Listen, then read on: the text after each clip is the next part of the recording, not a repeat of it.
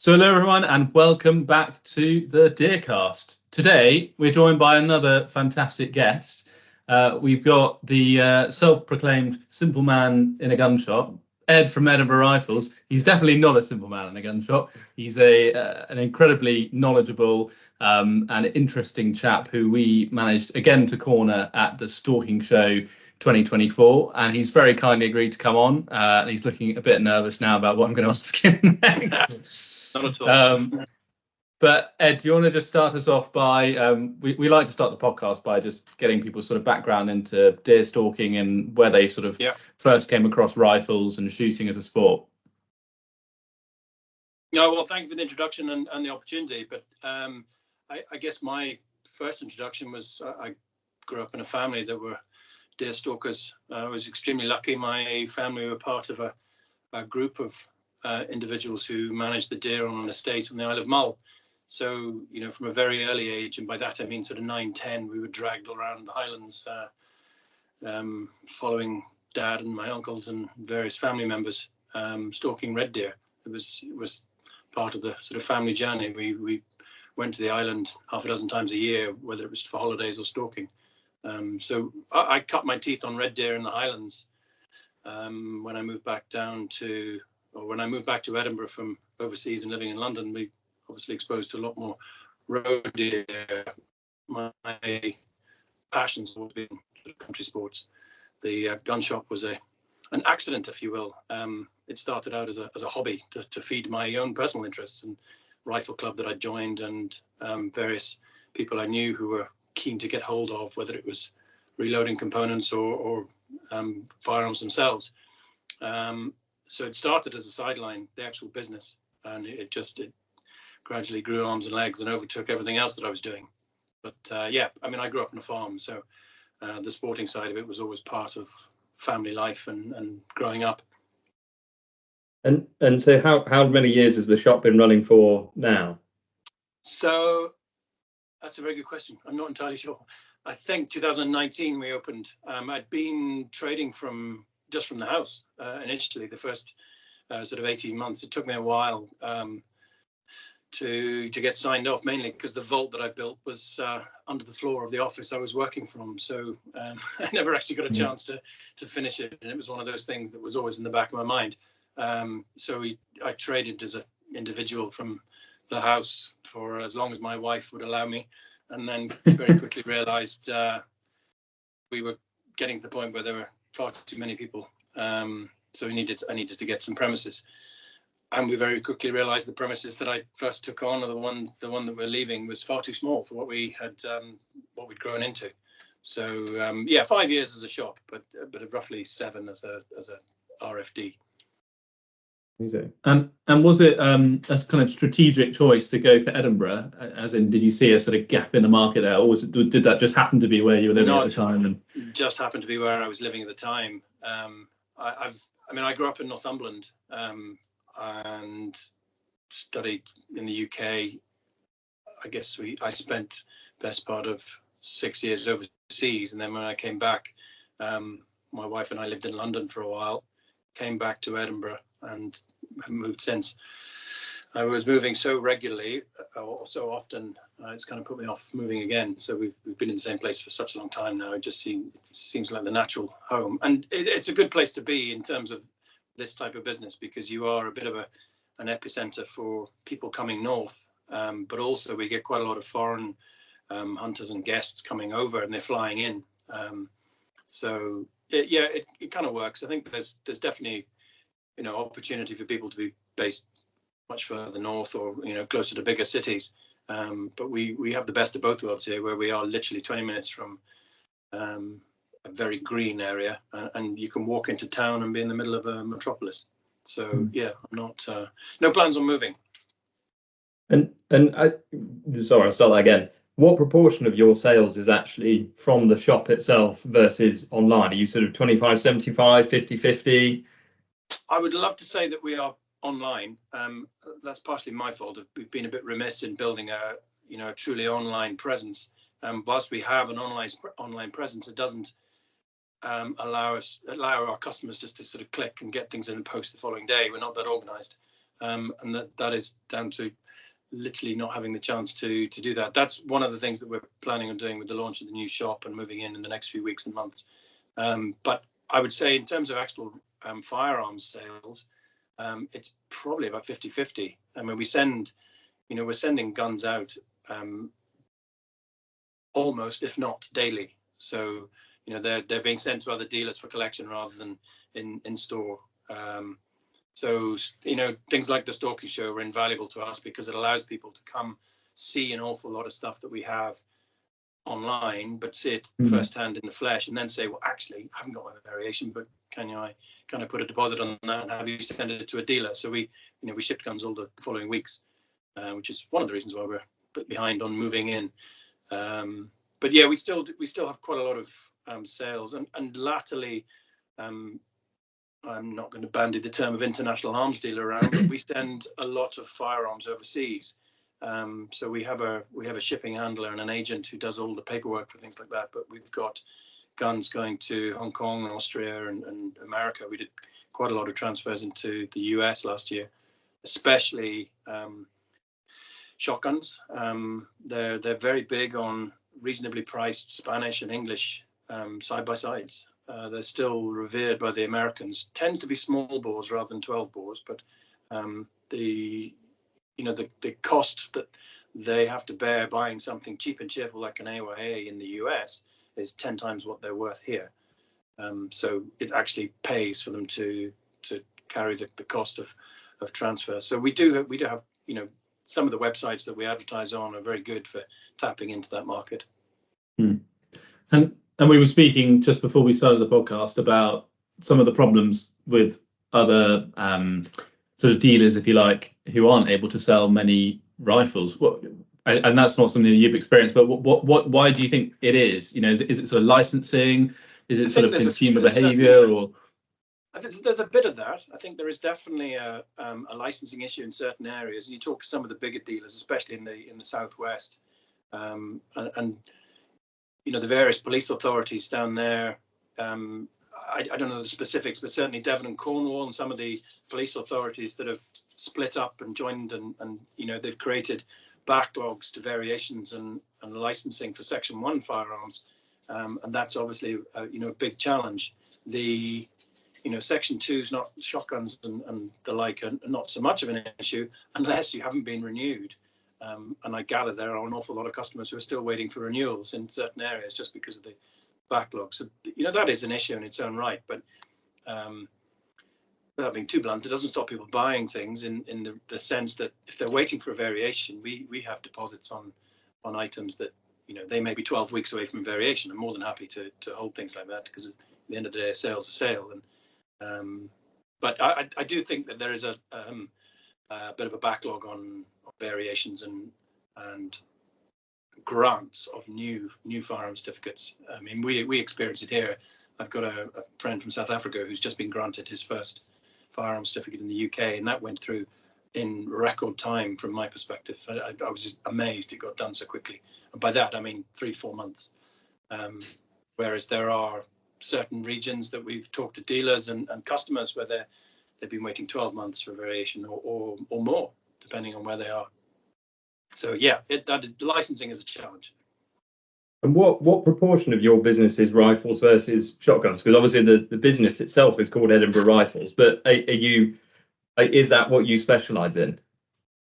It certainly it was probably the focus of the business when I started, because I joined a rifle club. We were struggling to get reloading components and consumables, whether it be powders and primers, but also there was a shortage of gun shops in the area selling reasonably priced or used items, of which the bulk of what we sell is used, and it's probably a 70-30 split. So when I hear people or I see comments on forums saying this used guns have no value, that's great for me to hear because I'm buying them, but they do have value, and I think you still get a lot more for your money when you buy a second-hand whatever, whether it's a premium brand or something cheap and cheerful. Somebody's already taken the hit on that, assuming it is in good order and working. The split for us is probably 50-50. The name as a consequence of owning a 4-digit domain name, which I was keen to keep. So the name was to fit a domain name that I had from a previous business. But very quickly, I think people realised that it's a gun shop. It's not just a rifle shop. And I think the walk-in trade is clearly Section 2. We sell a lot of a lot of the second-hand shotguns that walk out the door do so on an impulse because they can. They're not licensed to, an authority that they may have been granted for a Section 1. But we still sell quite a lot of rifles, and that's probably because we have quite a lot. I think if we didn't have them, then yeah, we would probably sell less or fewer. But yeah, I try and keep it a split of 50-50, and by that we've got quite an unusual mixture. One of the chaps that joined the business very early on has a background in vintage rifles and vintage service firearms. So we picked up a lot of the local club members who shoot Lee Enfields or black powder muzzle loading revolvers and things like that. So they are part of our register of firearms and things that we sell. So there are quite a lot of clubs, everything from schools to universities to indoor small bore. Some of the gallery rifle clubs around us that we now supply with everything from lever action 38 specials and 357s to 2.2 small bore target rifles. So there's quite an unusual range. I'm not trying to specialize in one thing or another. It's an access business. So if you have a license, then clearly trade in the things that you're licensed to trade. Yeah, and is there, to pick sort of licensing as a particular topic, is there something about licensing that you think could change and would make a massive impact on actual sales out the door, like for instance deregulating moderators in the way that a lot of people are talking about possibly happening soon? I think that would obviously help the sale of moderators, because you wouldn't have to dispose of one to get a variation to get another one. Kind of with the advent of various brands of modular moderators that come in several parts, allowing you to buy a 270 baffle stack instead of a 223 or 224 rated one. There are a lot of those sales that are already taking place without the requirement for licensing. You just got people owning components that are not licensed in their own right. The Home Office survey on deregulating moderators, I'm ambivalent to it, really. If it happens, it happens. That's great. I think it is a bit of a farce that you can make one in a shed and it's not a licensable component unless you introduce it to a Section 1 firearm. But the pressure on the police and the authorities when it comes to simple paperwork change for that, it's just adding to the workload. And we work with the police quite closely, and I don't envy their job administratively. It's a very difficult one. I don't think they've got the facilities to manage it seamlessly. From my understanding, they're all working on different systems in different authorities. There isn't a standardized system in the UK, which makes for changes in the or recommendations within the the license themselves. When you look at some of the policies on the firearm certificate for notification for distance sales, I understand why that's there, because you asked me about national sales. If we sell a Section 1 firearm that we've bought from a local customer and we sell it to somebody in Metropolitan Police Authority, it pops up on their system when they notify the police that they bought this gun from a dealer. The dealer happens to be in Edinburgh. From my understanding, the Met Police won't have any record of that gun because it may have sat in Scotland for the last 10 years of its life. So the fact that the customer has to notify, or I have to notify the Met Police that I've sold it to them rather than the dealer who's accepted it in, is a way around that to make their life a little easier. But I don't envy their position. I think they've lost a lot of staff. They've lost a lot of the intellectual property with the senior members of staff who have obviously taken early retirement or any opportunity to leave. So I do feel that they've got a pretty tough a tough job to manage all that with very few staff. I mean, just our local area, you are talking probably one of the densest firearms holding areas in the UK, and there are less than 10 people doing all of the administration, home visits, and variations. So yeah, they need more investment across the board, not just within firearms.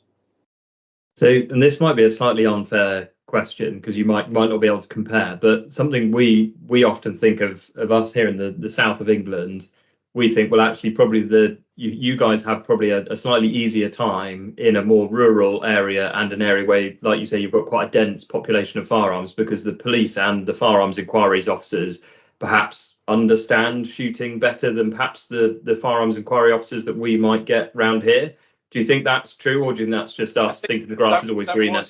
That was certainly the case, and I think there are definitely areas where you'll talk to customers and they'll mention a particular officer that they're dealing with in terms of their firearms inquiry officer, or the guy who's come around for the home visit or the first interview, and there are clearly officers who know their stuff, whatever that stuff may be, and that does make life easier when you're trying to explain your justification for a authority to acquire something.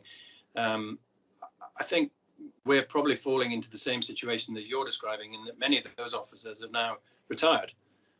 So some of the firearms inquiry officers now are even saying to our customers who are trying to do a variation, "Oh, I've never seen one of those before." So I'm sure that's equally frustrating for them as it is for us. But I don't think there doesn't appear, and I'm not quoting from police policy, there doesn't appear to be an obvious line for, we're going to train these individuals as firearms inquiry officers and that's their job. That's just one of their jobs, one of the now 6 jobs they have. So it's a challenge. I mean, we've offered the opportunity, open door policy for any of the local police. If they want to come in and spend some time in the gun room and they just want to have a look, or if they've got any questions, or they want to, I'm not entirely sure they've got the time to do that, but I think also it would probably take a little bit of a leap of faith for them to, possibly admit that there are people who know more about firearms than perhaps they do. And even some of the most experienced guys, I mean, I don't claim to know everything. There are things that I've never seen before. We get them in on a daily basis. Now that we recently got Section 5 authority, so there are things that are coming in on being handed in as Section 5. Pistols, revolvers from World War II, whatever. They're very different classifications, and you really need to do some studying to fully get up to speed on that. But I think it's like anything. If you're thrown into a new responsibility at work, whatever that work might be, you do need some training, and I'm just not sure that's apparent. And that's not specific to any local authority. I think that's just the way things are. Yeah, I mean, it does seem like an incredibly inefficient way to run any sort of organisation. I mean, we were reflecting on this the other day, and like you say, each police force having a different system that they use, still relying on paper certificates when every single aspect of this world is now digital. The amount of administration and paperwork, physical paperwork involved, seems to me completely crazy, when they really need to be spending their time doing the actual decision making rather than just filling in certificates and things like that. I mean, I'm really surprised that they've decided to focus on things like moderators being deregulated, rather than actually thinking, well, this whole system would be safer, quicker, more efficient, better if we just put it all online, and you had you go into a gun shop with a card and you could say, here's my license, and you could plug the numbers in and it would pop up on the system. I can see their point, as much as I would like people to be able to walk in and swipe, and I can read that. I mean, we've had this scenario firsthand, and it's very fresh and raw in my mind, and it's a failing in the system. We do quite a lot of commission sales where it's firearms or whatever items that we don't want to purchase, but we have the ability to better sell it than the customer does. And 9 times out of 10, we'll get them a better price than they will, trading locally, because our market is national and we have the network to not just stick it on Gun Trader as an individual.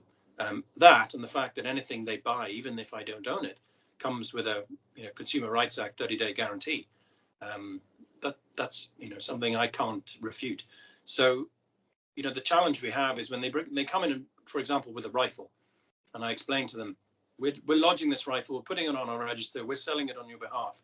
But if you want to change your mind at any point, you need to keep ownership of this rifle and not dispose of it in terms of your license. So they can tell the police that it's lodged with us, whether it's a storage or a commission sale or whatever. But what they don't do is they don't tell the police, oh, I've disposed of this at the gun shop.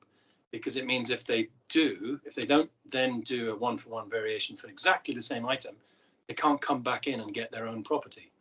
The challenge we had is that one of our customers, unbeknownst to us, and despite the fact we told him not to, had told the police that he'd disposed of it. He'd not done a variation, so it's simply taken off the register at the police end. He still holds a firearms certificate with all of those items listed. It's still valid and signed. Everything about it looks as it should do.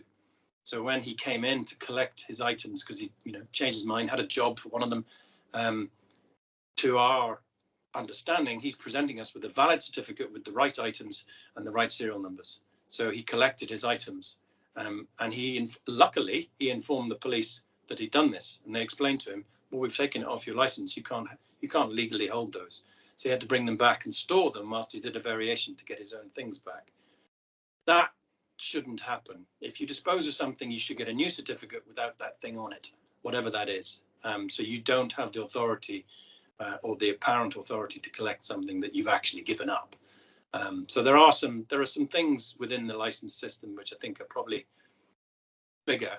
But if you were to take moderators as a simple point, I mean, I speculate that rifles probably take up less than half of the the firearms that are held in the UK. I think it's in the region of a third of Section 1 firearms, the rest are Section 2 shotguns.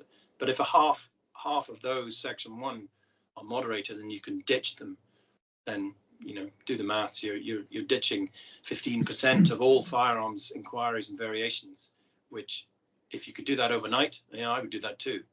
But I agree. I think there's a lot of stuff that should be simplified, but a little bit like everything else with local authorities getting single systems and or even just some of the companies in this industry, the technology is not quite there, even though I believe that some of the bigger advertising sites have approached the various police forces to try and get them to use a single system.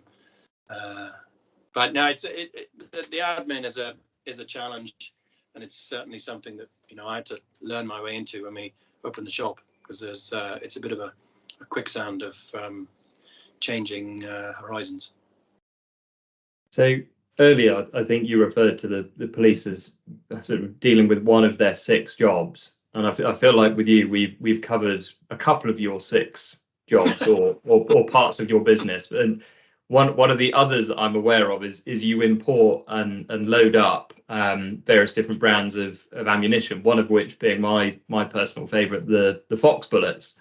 And so wanted to touch on that sort of process, I suppose, because it was something that was completely unbeknown to me that was a possibility. And I think I've seen a few conversations you've had with people on the stalking directory where people said there's no way that someone imports the components, makes them here in the UK, and then sells them. Yeah, I mean, I would love to say it was all foresight and strategic planning from my part, getting into the whole non-lead rifle ammunition business. We happen to have quite a few customers who were, through their work and through their employer, having to use non-lead ammunition, whether it's through various forest agencies or national agencies or whoever they work for. There were quite a few, and we're probably going back to the point where I'd literally just started, so a good 7 years ago, and I'd already been made aware through various deer management groups and presentations that people have done at ADMGs or conferences that there was an uneasiness about non-lead ammunition. When we had a national agency approach us and ask to find alternatives to the bigger brands, which they had access to, but they clearly, whatever cartridge they were using or species they were shooting, it wasn't as effective as they wanted it to be. So we pretty much scoured the market, and I must have probably sampled 15, 20 different brands from Europe and South Africa and America and various other places. We tested them in the field. We tested them for accuracy and efficacy, and we presented one particular client with a couple of solutions, one of which was Fox, which they took our tests to the nth degree by taking a sample of 500 and using them in the field. I think there was a handful that they shot at targets and dismantled to weigh everything, but ultimately they used the vast majority of them in the field on live targets and documented it. And it was one of the most detailed field trials I've ever seen on a particular bullet, not even a particular cartridge. And I was called back after several weeks, didn't know what the outcome was, and I was very nervous. And they said, "Can we get more?" Because they, whilst they don't look as pointy and sexy as other bullets, they just work. And Fox in particular have been designed from the ground up as a game bullet, not as a high BC long-range target bullet or any of the design features of a bullet of that type. They've just been designed for game, and that's what they're used for, and they work extremely well. It's unfortunate that for the vast majority in the UK, non-lead is something they're being forced into rather than being presented with it and being told, "Here's some options for you. Have you tried these?" It is something that they're being legislated into, whether it's the landowner or the employer or whoever or the game dealer, whoever is driving that. Nobody likes being told what to do. So, the consensus of non-lead has always been in the UK, from my perspective, it's something that I've been told to do. I've already been told they don't work. Therefore, I'm skeptical, and it's going to be one of those things. So it's been a challenge to get them into the market. It's been a challenge to convince people that they do work. But those that have tried them, on the whole, it's been very positive. The production side of things for the UK ammunition, it's like anything else. They're all batch or lot approved, proofed. So samples are sent away to ensure that they are within pressure and specifications and size, as all ammunition that's sold in the UK is. So yeah, it's a small share of the market, but certainly it gives people some options.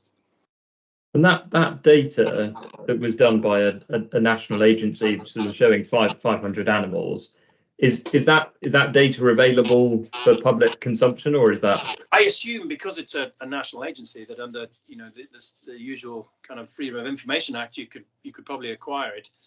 We have a sample, which I'm sure they'd be happy for us to share.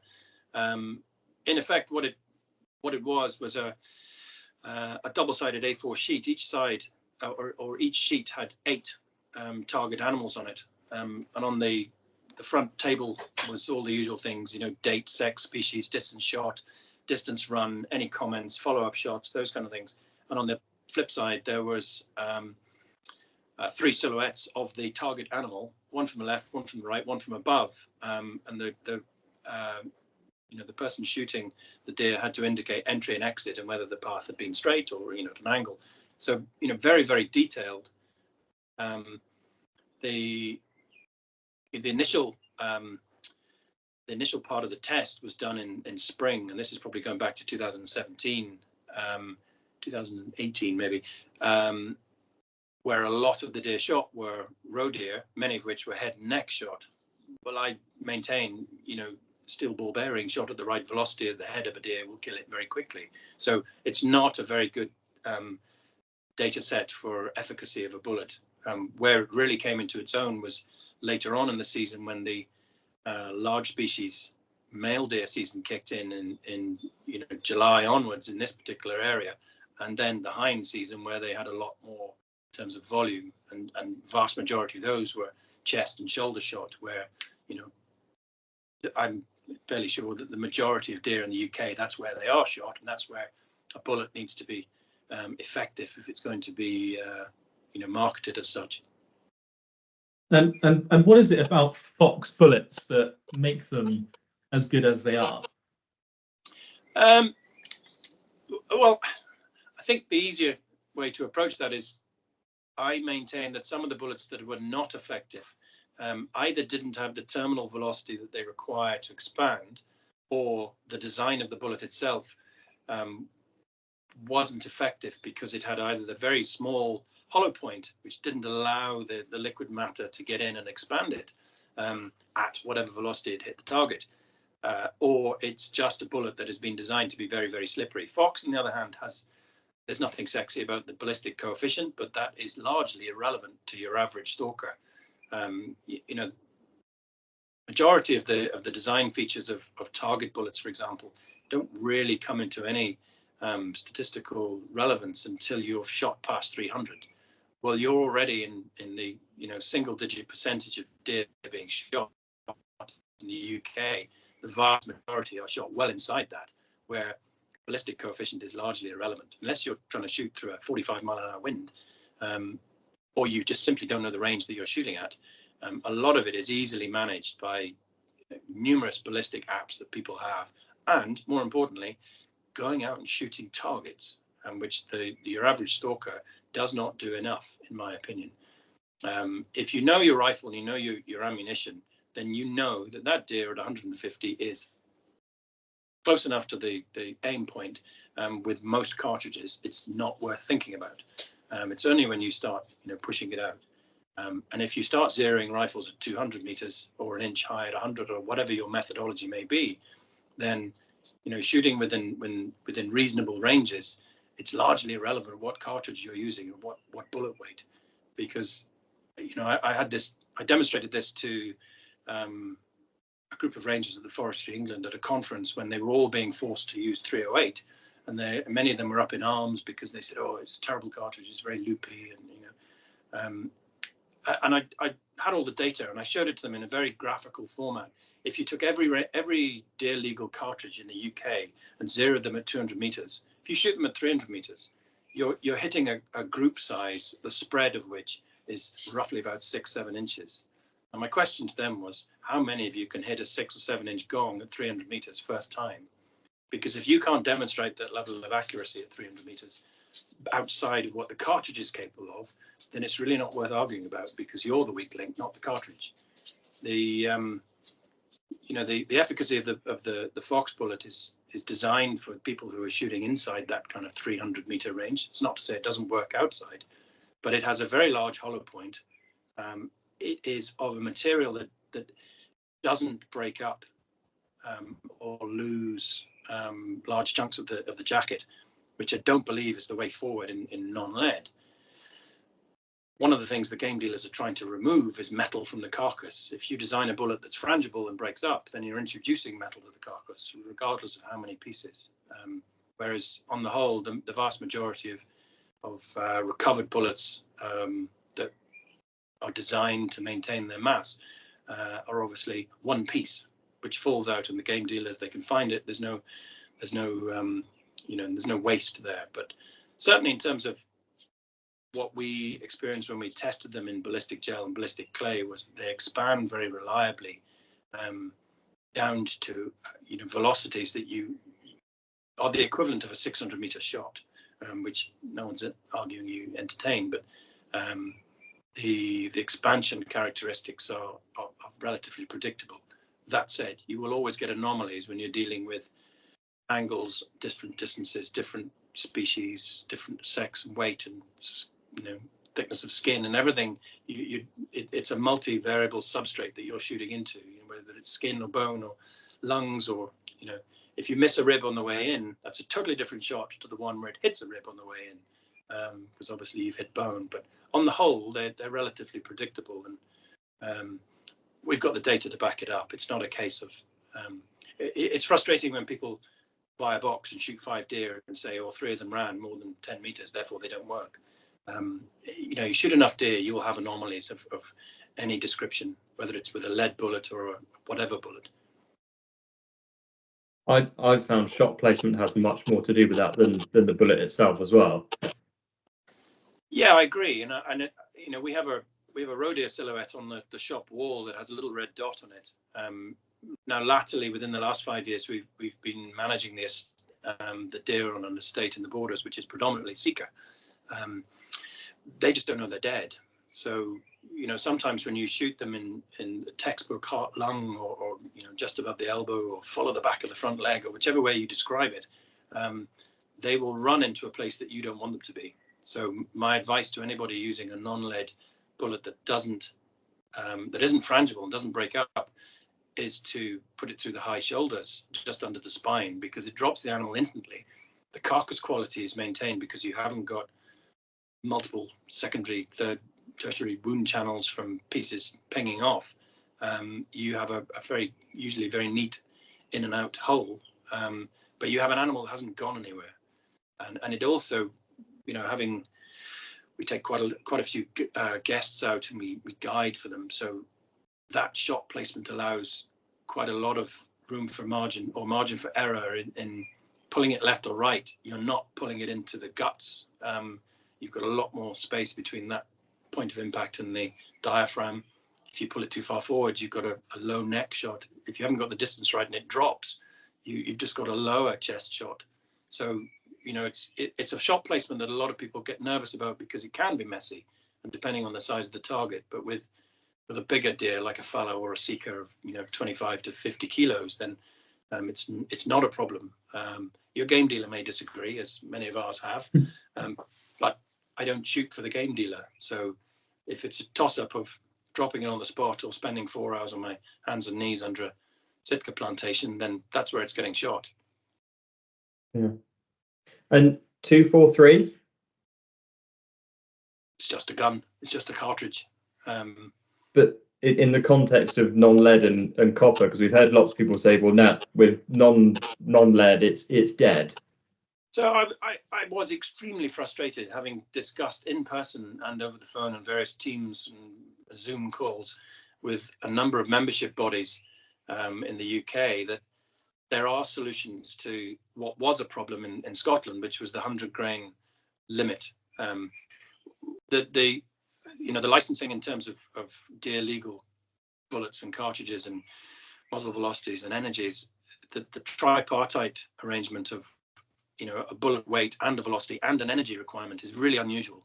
And I tried to argue, you know, a long time ago that, I get and I understand it why people want to use a 100 grain bullet, but it's actually inefficient in the 243. It produces lower energy in most cartridges, especially with the advent of your factory 20-inch barrel.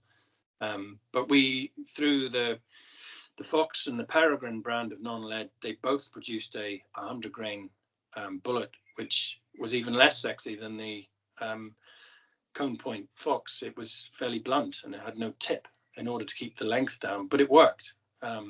It's not an issue now with the change in law up here, but we still sell quite a lot of it to organizations and estates and individuals who want to use a 100 grain bullet, either for that extra thump or whatever they're describing. It's largely irrelevant, because I don't think many of our stalkers have ever been shot with the 243 80 grain, but I would imagine it would put a crimp in their day just as a 100 grain would. So it's a personal choice thing, and you know, I'm not going to get in the way of a consumer's rights to buy what they want. But we did have, I did have several discussions, and what was even more frustrating was we provided a range of ammunition in 243 for a big test that was published. The actual data that was published in a separate document demonstrated that it clearly did meet all the criteria, and it was accurate in numerous guns that they tested it in, and it did produce well in excess of the muzzle velocity and energy requirement. But the article itself still said, you know, the limits of the 243 are down to the lack of choices in 100 grain. And I'm sure, you know, when you're a member organization, it's not about just advertising the fact that consumers can go out and buy a few boxes of ammunition. If you can be responsible for changing the law, then clearly that looks good on your CV. So I get it. I understand why, you know, it wasn't, it defeated the argument that they were presenting to the Scottish government on changing the law. And I agree with the law. I think it's a very sensible thing. You know, the 80 grain limit, whilst in Scotland it has presented a rather unusual thing that people assume that it's 243 as a a minimum cartridge, but because it's a weight, a velocity, and an energy requirement, it doesn't indicate a caliber restriction. So there are now a number of fast twist 224, 22 centerfires which are deer legal, which I don't think anyone's really advertising the fact, because there are several, 22 250s and 22 BRs and the new 22 ARC, which will happily make an 80 grain bullet sing along at the velocity requirement and meet the energy requirements. Sorry, it's really, really interesting. As a seller of guns, have you noticed a trend in say more 270s, more 6.5 Creedmoors, as people's preferences move? I think there's definitely been a shift where we did have a lot of 243s coming in as people moved up a cartridge. So I have one particular customer that had a 243 and a 6.5 Creedmoor, and he swapped them for a 6.5 Creedmoor and a 308. And just moved exactly the same guns in that description, but just one cartridge up. We did take in a lot of 243s for people who wanted either contractors or most of the contractors up here are already limited to minimum cartridge anyway, or rangers certainly. But I think the contractors who were previously getting away with the 243 had moved into. There was probably more non-lead factory ammo available for some of the 6.5s, but I'm not sure that's the case now, because we sell quite a lot of. I'm delighted that people keep saying the 243 is dead, because I keep buying them. They're one of the most popular cartridges, and certainly in this area, and even the ones we send down south or up north or wherever they go. It's still the minimum cartridge that people are recommended to get by whatever police authority is doing their application when it comes to large deer. But I think there has been a shift. I think, I used to buy an awful lot of 22 250s and 270s from dealers down south who weren't selling them. They'd sit on their shelf because they weren't popular in East Anglia or wherever I was buying them from. I think now there are a lot more people who own 270s or they are certainly less available in those dealers because they have a market for them now. So it would lead me to believe that there are a lot more people who are moving up a cartridge. Interesting. I hadn't considered either that with the change in law, there's some of those smaller calibers would now be deer legal. Yeah. So I mean, the classic example is there are fast twist 22 250s hitting the market as factory rifles. In spite of any rebarrel wildcat or faster twist option that someone's gone with, but actually getting an 80 grain 224 bullet up to velocity is not as difficult as it sounds, especially with a 1 in 7 or 1 in 8 twist 22 250 or 22 arc.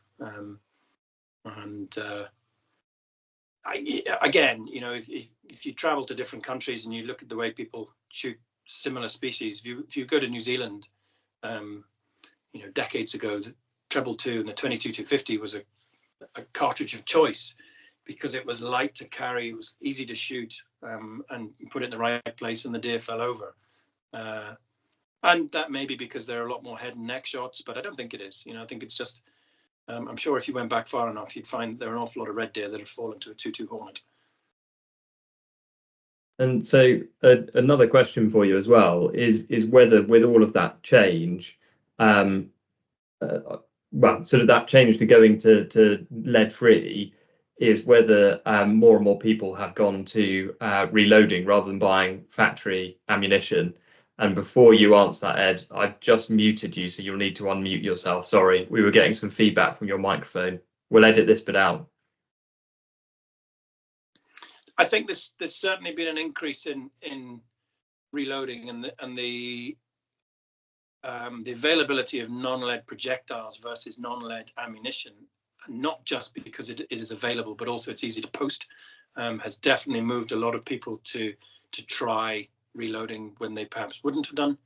I think some of the policies and legislation of whether it's landowners or employers or agencies that you work with or through, or contracts you may have in place that allow you to shoot the deer that you want to shoot, they preclude people from using home loads. I'm not necessarily saying that stops them, but certainly I think we sell the advice of how to load the bullets as much as we do the bullets themselves. And I made a point specifically with Fox. We've done all the work for you. You don't need to reinvent the wheel. The actual cartridges were developed in factory rifles, not 26-inch barrel test rifles. These were, I would grab a Tikka off the shelf or a Sauer or whatever we had to hand in that cartridge, and we'd develop a cartridge, then test it in other factory rifles to maintain that it was accurate in several brands. They would be the same barrel lengths that you had. So when we say it does 2950 feet per second, it does that from a factory 20-inch Tikka. When I say that this load using the same components will group, half to 3/4 of an inch in a Tikka T3 243, then that's because that's what we developed it in. So, the load data that we publish for the factory ammunition details the powders that we use. Obviously, we don't have access to non-retail or commercial only powders. We're loading with the same powders that everyone else can buy, and we try and maintain that the powders that we use are the ones that are going to be available for some time. So we haven't used any US produced powders. All the powders that we use for all of the factory ammo and most of the custom load developments, they're all Vitavurio or Reload Swiss. So they're readily available. They're produced in volume despite wars in Ukraine and wherever.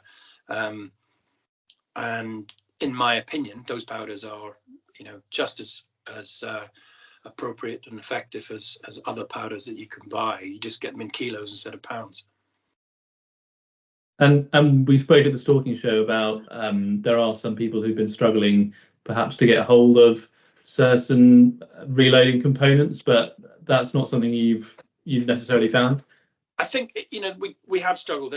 I think it would be glib to say that we haven't struggled and everyone else has. I mean, clearly the primer issue over the last few years has been an issue.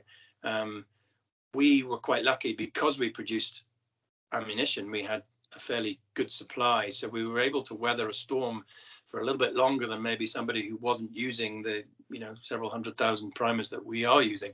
So it just meant that we, especially through COVID, as we weren't getting the volume of cartridges made up ammunition out the door because less people were going out and shooting, or certainly were going to their gun shops, then we had access to that stockpile. I'm ambivalent towards primer brand, and whilst I get it, everybody wants to use the best primer that they've discovered when they reloaded. There are very, very few people, in my opinion, who can demonstrate the difference between a particular brand of large rifle primer and another large rifle primer. And many of the, whilst it's prudent to knock the charge level back and start again or work back up to your load when you change any component, including primers, 9 times out of 10 it makes no difference whatsoever. So the shortage of CCI or federal primers, I don't see that as an issue. It may be if you're fixated on the brands that you use to build things, but ultimately we've had a fairly healthy supply of brands from RW or primers from brands like RWS or Magtech latterly. They all go bang, and the ammunition that we've produced even in our custom loads for some of the target shooters we develop ammunition for, they're still very, very accurate. Powders, there are always going to be limits on how much powder you can get into the UK. I mean, just talking to some of the suppliers, their order volumes have gone doubled and tripled because I think more people are, when you tell people there's going to be a shortage, they don't come in and buy a couple of hundred primers. They come in and they buy 1,000 or in many cases 5,000. We got to the stage where we were having to say to people, what are you buying them for? And they say deer stalking. You say, well, just take 1,000, come back next month. If you really need 1,000, you'll come back next month and they'll still be here. But in the meantime, there are 4 other people who would probably also like 1,000 or 500 or, shooting 5,000 rounds of anything is pretty intensive for anybody to go through unless you are traveling the world in the Great Britain team, and going through 1,500 rounds in target competitions. But there are specific powders that people were desperately trying to get hold of, and there were times when it was difficult, but it wasn't I would argue that they probably had the supplies themselves. They just didn't have the extra 5 or 10 kilos they were looking to acquire to stock up for the apocalypse or whatever it is they were stocking up for. But latterly we've had very good deliveries, and certainly Nigel, who imports Reload Swiss, has everything in stock. Certainly, prior to the stalking show, when we got a delivery from him, he literally had every single product that they produce in stock in the UK. We've moved a lot of people on to Reload Swiss because it's available, and I personally think it's one of the cleaner, better powders, produces higher velocities and lower pressures somehow. And I'm not a physics graduate, but it's magic stuff in certain cartridges. Some of the VIT powders lately have been a little bit harder to get hold of, but again, I think we've had individuals buying 12 kilos of Vitivari N140. Again, that's more than most shops will buy. It does put pressure on the suppliers and the retailers, and I think a lot of that is down to a lot of the those shortages are down to the feeding frenzy. So I found exactly that, because during, I can't remember if it was the first or the second lockdown, I genuinely ran out of N140 for my 308, and I put a slightly desperate message on the stalking directory saying, does anyone know where I can buy some? And I had a few people reply to me, one of whom admitted via private message. He said, oh, well, yeah, as soon as COVID happened, I went out and bought 8 tubs of the stuff. Yeah. And I said to him, well, like, why? Like, what? Like, how do you do a lot of shooting? He was like, oh, no, I probably shoot sort of, I can't remember what he said, like 20 or 30 deer a year. And he said, I might do a few targets as well. I was like, well, then a tub alone would probably do you like 5 years, if not more. So why on earth have you got 8 tubs of it? And he's like, well, just like to have a few spares just in case. And he thought, if there are multiple people like that out there doing it, there must be, no wonder there's a shortage. Yeah, and don't get me wrong, if we've got the supplies and somebody wants to come in and buy 12 kilos of powder, it's well within their legal limit, I will let them buy it. If I do get a sniff of a shortage on the horizon, then I'll maybe politely explain that we've got a lot of other customers who would like some. But we have, as I say, that there are alternatives to a lot of powders, and whilst it's a pain to change, it's always useful just to redevelop your reloading skills and try another powder just to see if it does change things. Barrels change, barrels and lot to lot consistency within certain bullets can mean the difference between one hole on a piece of paper and 3 little holes close to each other. But I don't think it's doom and gloom. I think those people who are still rueing the loss of Varget and 4350 from the Hodgson line, there are other powders and they're equally as good, and they're available. So what do you want to do? You can scrape around. I mean, ironically, when we first went to the stalking show, we had 16 tubs of Hodgson 4350, and at that point it had been taken off the import list. It was not REACH compliant, and you couldn't import it. You could still legally sell it, and we sold them all to one person. But my argument was, when that runs out, what are you going to use? You're still going to have to change. And I still maintain that some of the powders that are coming from, Reload Swiss as a relatively new reloading powder supplier are better. They just simply are. They meter better through some of the machines. They produce cleaner barrels. They still produce very accurate rounds. They're not as temperature sensitive as some powders, and more importantly, and the only thing that is of relevance, they are available. Very interesting.